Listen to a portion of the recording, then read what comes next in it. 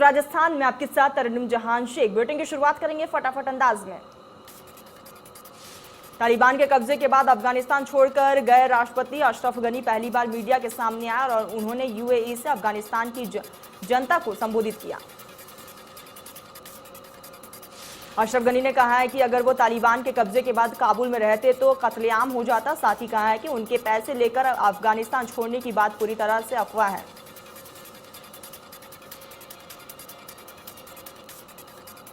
गनी ने कहा कि भगोड़ा कहने वालों को मेरे बारे में जानकारी नहीं है, जो मुझे नहीं जानते वो ऐसा फैसला ना सुनाए। गनी पर तालिबान के कब्जे के बाद अफगानिस्तान से भागने के आरोप लगाए गए थे।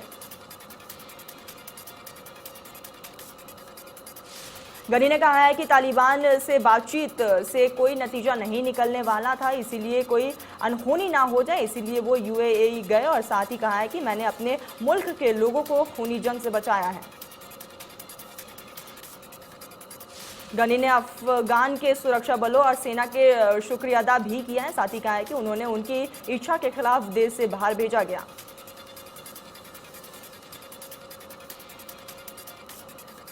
जानकारी के मुताबिक करीब 1650 भारतीयों ने काबुल स्थित भारतीय दूतावास में मदद की गुहार लगाई है। अभी तक भारतीय दूतावास के अधिकारियों और स्टाफ सुरक्षा कर्मियों को वापस लाया गया। विदेश मंत्रालय द्वारा अफगानिस्तान में फंसे भारतीयों के लिए हेल्पलाइन नंबर, ईमेल आईडी जारी किए गए थे। इसी बीच करीब 1650 भारतीयों ने वतन वापसी के लिए अपील की।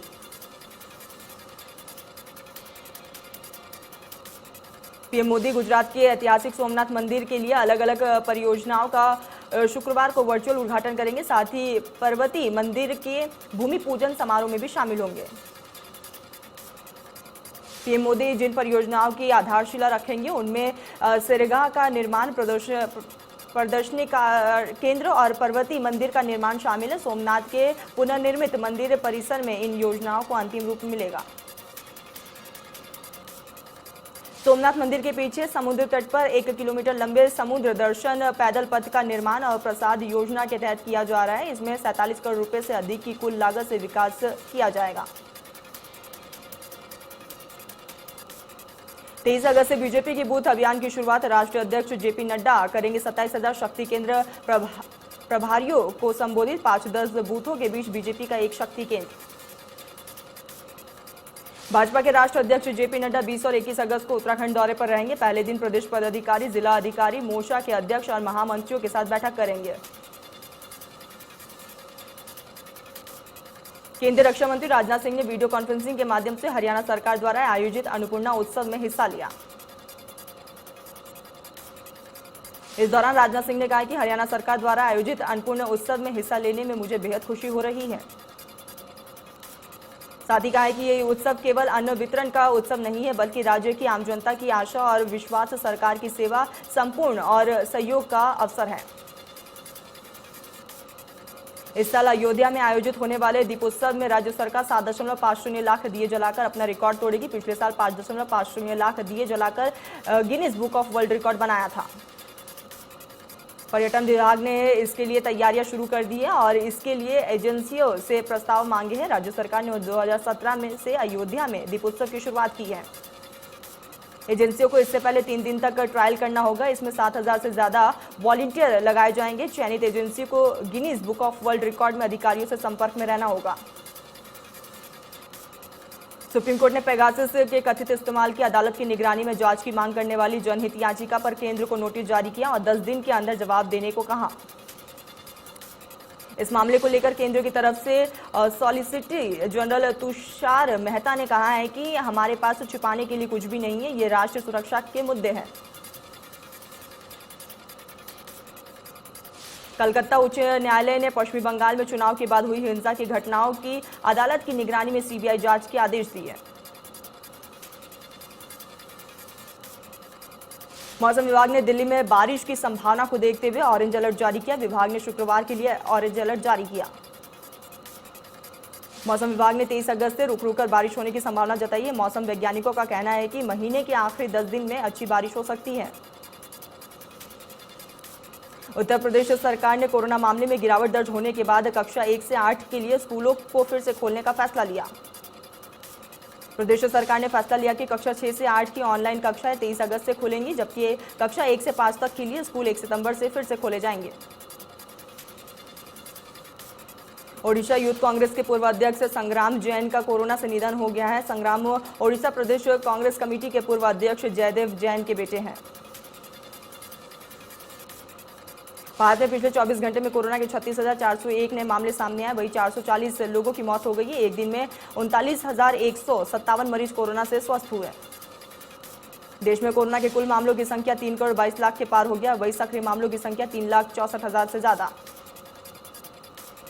महाराष्ट्र में पिछले 24 घंटे में 5,132 नए कोरोना के मामले सामने आए, वही 8,196 लोग डिस्चार्ज हुए। एक दिन में 130 लोगों की मौत। मुंबई में पिछले 24 घंटे में 283 नए मामले सामने आए हैं, तो वही 5 लोगों की कोरोना से मौत हुई है। संक्रमितों का कुल आंकड़ा 7,40,000 के पार। मुंबई में एक दिन में 297 लोग ठीक हुए हैं, वही सक्रिय मामलों की संख्या 2,686 हो गया। मृतकों का कुल आंकड़ा 15,930। तमिलनाडु में 24 घंटे में कोरोना के 1,797 नए मामले सामने आए, वही 31 लोगों ने अपनी जान गंवा दी है। एक्टिव मरीजों का कुल आंकड़ा 20,000 से ज्यादा। कर्नाटक में पिछले 24 घंटे में कोरोना वायरस के 1,365 नए मामले सामने आए, वही 1,598 लोग डिस्चार्ज हुए। मृतकों का कुल आंकड़ा 27,061। आंध्र प्रदेश में पिछले 24 घंटे में 1,433 नए कोरोना के मामले सामने आए, वही 1,815 लोग कोरोना से ठीक हुए। संक्रमितों का कुल आंकड़ा 19 लाख के पार। दिल्ली में पिछले 24 घंटे में कोरोना वायरस के 36 नए मामले सामने आए, वही 36 लोग कोरोना से ठीक भी हुए हैं। संक्रमितों का कुल आंकड़ा 14,37,000 से ज्यादा। महाराष्ट्र में सरकार ने कोरोना के बीच बाहर से आ रहे यात्रियों पर बड़ा फैसला किया है। राज्य में अगर कोई भी यात्री एंट्री लेगा तो उन्हें कोरोना वैक्सीन की दोनों डोज लगवाना जरूरी रहेगा। वही अगर वैक्सीन नहीं लगी होगी तो नेगेटिव आरटीपीसीआर रिपोर्ट दिखाना जरूरी होगा। अगर इन नियमों का पालन नहीं हुआ तो बाहर से आ रहे यात्रियों को महाराष्ट्र में 14 दिन के लिए क्वारंटाइन होना पड़ेगा। देश में पिछले 24 घंटे में 56,36,336 लोगों को वैक्सीन की डोज लगाई गई। टीकाकरण का कुल आंकड़ा 56 करोड़ 64 लाख के पार।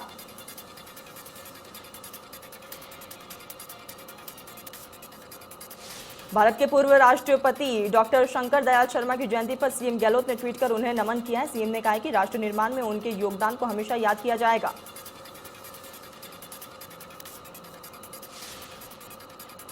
विश्व मानवतावादी दिवस पर सीएम गहलोत ने ट्वीट किया और लिखा है कि हम उन सभी मानवीय कार्यकर्ताओं को श्रद्धांजलि देते हैं जिन्होंने मानवीय कारणों से काम करते हुए अपनी जान गंवाई। साथ ही सीएम अशोक गहलोत ने कहा है कि जीवन के पुनर्निर्माण और कमजोर समुदाय की मदद के लिए मानवीय प्रयास महत्वपूर्ण है। केंद्रीय मंत्री भूपेंद्र यादव ने अपनी 3 दिवसीय जन आशीर्वाद रैली की शुरुआत राजस्थान के सिंह द्वारा भिवाड़ी से शुरू की थी। करीब 1 घंटे लेट पहुंचे हरियाणा से भिवाड़ी बॉर्डर पर भूपेंद्र सिंह यादव का स्वागत हुआ। साथ में केंद्रीय मंत्री गजेंद्र सिंह शेखावत, केंद्रीय मंत्री कैलाश चौधरी, बीजेपी प्रदेश अध्यक्ष सतीश पुनिया, उपनेता प्रतिपक्ष राजेंद्र सिंह राठौर, अलवर सांसद महंत बालकनाथ सहित पूर्व विधायक रामहेत यादव भी मौजूद रहे। मंच पर एक तरफ जहां केंद्रीय मंत्रियों सहित बीजेपी के दिग्गज नेता नजर आए तो वहीं दूसरी तरफ राजस्थान की पूर्व मुख्यमंत्री वसुंधरा राजे नहीं पहुंची, जो कहीं न कहीं भाजपा में चल रही गुटबाजी की बातों को बल दे रही है। लोगों को संबोधित करते हुए केंद्रीय मंत्री भूपेंद्र सिंह यादव ने कहा कि राज्य की कांग्रेस सरकार के दिन लद चुके हैं। सचिन पायलट और अशोक गहलोत की आपसी खींचतानी से कांग्रेस सरकार जाने के कगार पर है। सुजानगढ़ में सदर थाना का वर्चुअल उद्घाटन मुख्यमंत्री अशोक गहलोत ने किया। इस मौके पर बीकानेर रेंज के आईजी प्रफुल्ल कुमार, कलेक्टर सावरमल वर्मा और एसपी नारायण टोगास समेत कई अधिकारी मौजूद रहे। इस दौरान एमएलए ने आईजी, डीएम और एसपी के साथ थाने की पट्टिका का अनावरण किया है। एमएलए ने कहा है कि कोरोना काल में राजस्थान पुलिस ने शानदार काम किया। थानागाजी में सांसद जसकौर मीणा के कार्यक्रम में पूर्व मंत्री हेम सिंह भड़ाणा और बीजेपी पार्षद रोहिताश्वर गुर्जर में आपसी वर्चस्व के चलते कहासुनी हो गई है।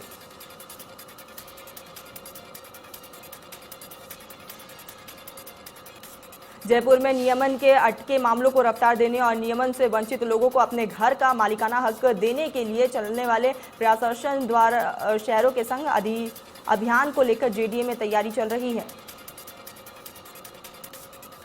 जेडीए में यूडीएच के मुख्य सलाहकार जीएस संधू ने आला अफसरों के साथ बैठक की और नियमन के अटके मामलों को लेकर मंथन किया। साथ ही पृथ्वीराज नगर योजना में तकनीकी पहलुओं में अटके मामलों में शिथिलता देने आदि के निर्देश भी सिंधु ने अफसरों को दिए हैं। बैठक में शासन सचिव सहित कई अधिकारी मौजूद रहे। जयपुर के जयपुरी अस्पताल के कंप्यूटर कर्मचारी वेतन नहीं मिलने से हड़ताल पर बैठ गए। हड़ताल की वजह से आम जनता को काफी ज्यादा परेशानी हो रही है। उनका कहना है कि जब तक सैलरी नहीं मिलेगी तब तक काम पर नहीं लौटा जाएगा। कोरोना काल में बारिश के चलते मौसमी बीमारियों के मरीजों की संख्या भी लगातार बढ़ती जा रही है। मरीजों की बढ़ती संख्या प्रशासन के लिए चिंता का कारण हो रही है। मौसमी बीमारियों की रोकथाम को लेकर सीएमएचओ नरोत्तम शर्मा ने बताया कि कोरोना को देखते हुए जिले में मेडिकल टीमों से सर्वे कराया गया और अब एक बार फिर से सर्वे शुरू कराया है।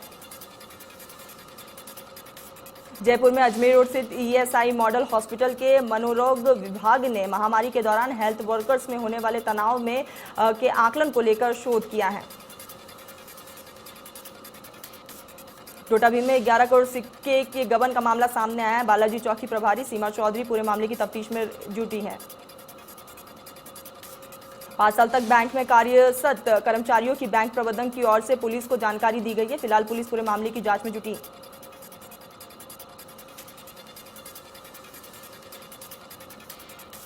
भिलवाड़ा के न्यायालय परिसर में बाइक चुराने के संदेह में 2 युवक की पिटाई का वीडियो लगातार सोशल मीडिया पर वायरल हो रहा है। आपको बता दें कि साइकिल स्टैंड पर 2 युवकों को मोटरसाइकिल चोरी के संदेह में साइकिल स्टैंड संचालक और वहां उपस्थित लोगों ने जमकर पीटा।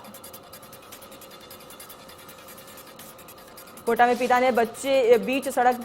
ने बीच सड़क पर अपनी पत्नी की चाकू मारकर हत्या कर दी। दोनों की शादी 11 साल पहले हुई थी। पुलिस ने मौके पर पहुंचकर स्थानीय लोगों से मामले की जानकारी ली। मृतक रिजवाना ने 11 साल पहले आरोपी इरफान से लव मैरिज की थी, लेकिन कुछ समय में दोनों के बीच पारिवारिक झगड़ा चल रहा था। मृतक की बहन का कहना है कि आरोपी आए दिन मारपीट करता था और काफी प्रताड़ित करता था और इससे परेशान होकर मृतका बालाकुंड में किराए के मकान पर रहने लगी थी। जयपुर के चाकसू के शिवदासपुर इलाके में नेशनल हाईवे 12 पर सब्जी से भरी पिकअप अचानक अनियंत्रित होकर पलट गई। हादसे में एक राहगीर की पिकअप के नीचे आने से मौत हो गई। भवानी मंडी में कच्चे कुएं में पानी भरने गए 90 वर्षीय बुजुर्ग की कुएं में डूबने से मौत हो गई। सूचना पर पहुंचे रेस्क्यू टीम ने कड़ी मशक्कत के बाद शव को बाहर निकाला। जालोर के सांचोर में नाबालिग दलित गैंगरेप पीड़ित ने घर में फांसी लगाकर आत्महत्या कर ली। 3 महीने पहले युवक ने नाबालिग के साथ गैंगरेप किया था। 3 में से 2 युवक अभी पुलिस की हिरासत में हैं। वहीं एक आरोपी की 2 दिन पहले ही जमानत हुई है। घटना के बाद पर्यावरण मंत्री सुखराम बिश्नोई ने बेटे भूपेंद्र बिश्नोई पीड़िता को न्याय दिलाने के लिए धरने पर बैठे थे।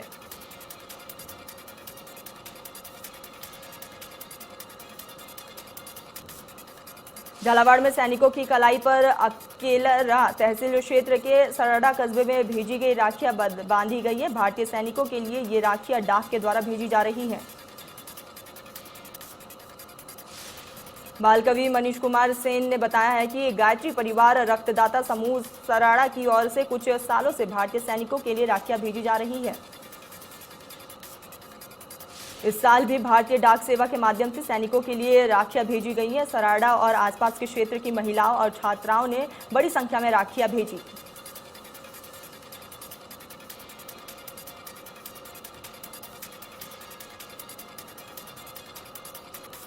हरियाणा के तोशाम में एसडीएम ने अन्न उत्सव कार्यक्रम का शुभारंभ किया। इस दौरान राशन डिपो पर मेले जैसा माहौल देखने को मिला। गरीबों को 5-5 किलो के मुफ्त राशन दिए गए।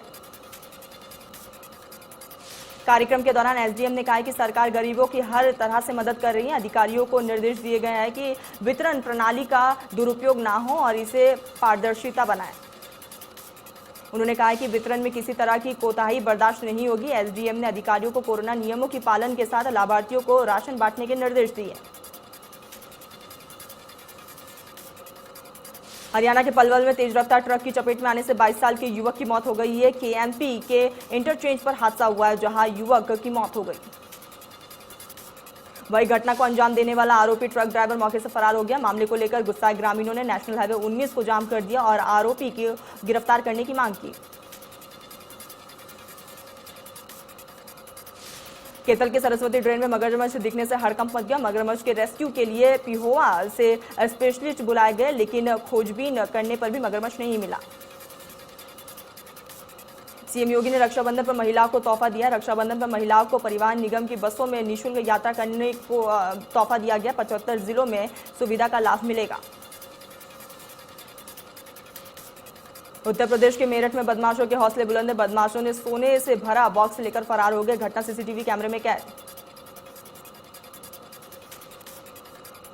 फिरोजाबाद में एक तेज रफ्तार बस खंबे से टकरा गई और हादसे में 2 लोगों की मौके पर ही मौत हो गई। वहीं 20 लोग गंभीर रूप से घायल है। बस असम से दिल्ली जा रही थी, तभी यह हादसा हुआ।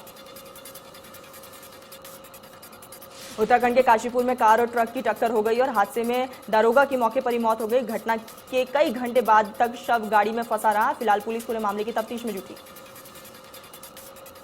लखनऊ में दिन दहाड़े युवक की गोली मारकर हत्या कर दी गई है और बदमाश मौके से फरार हो गए। मृतक युवक की फिलहाल शिनाख्त नहीं हो पाई है। मंडियाव थाने क्षेत्र की पूरी घटना। नैनीताल में एक होटल में हुई हत्या की गुत्थी को पुलिस ने सुलझाया है और मुख्य आरोपी को गिरफ्तार किया है। मृतक की 15 अगस्त की रात होटल में गला दबाकर हत्या कर दी गई थी और आरोपी फरार हो गया था। पूछताछ में आरोपी ने बताया है कि वो मृतक के साथ लंबे वक्त से लिव इन रिलेशन में रह रहा था, लेकिन पिछले 2 महीने में दोनों के बीच कई बार कहासुनी हुई थी। 15 अगस्त की रात को नैनीताल के होटल में दीक्षा के जन्मदिन की पार्टी चल रही थी, तभी दोनों के बीच झगड़ा हुआ था और आरोपी ने वारदात को अंजाम दिया और रातों रात मौके से फरार होकर नोएडा चला गया।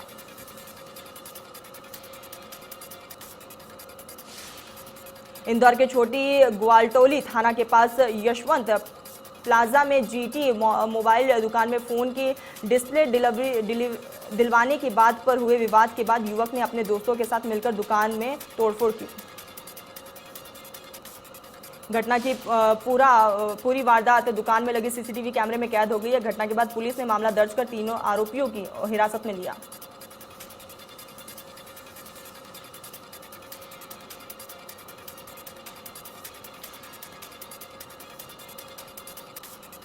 राजगढ़ के सुठालिया से उकवाद मार्ग पर पर्वती नदी पर पार करते वक्त एक जीप अनियंत्रित होकर नदी में गिर गई और एक ही परिवार के 7 लोग बह गए। कुछ दूर जाकर गाड़ी रुकी तो सभी लोग जान बचाने के लिए छत पर चढ़ गए। आसपास के लोगों के साथ मिलकर पुलिस ने सभी को रस्सी से बाहर निकाला। मुंगेली में नदी पार करते समय पति, पत्नी और पुत्र सहित 3 लोग नदी में बह गए। महिला के शव बरामद कर लिए गए हैं। पिता और बेटी की तलाश जारी।